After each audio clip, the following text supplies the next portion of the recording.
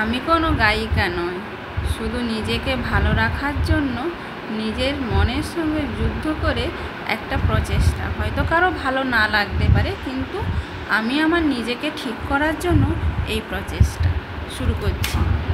হে ক্ষণিকের অতিথি,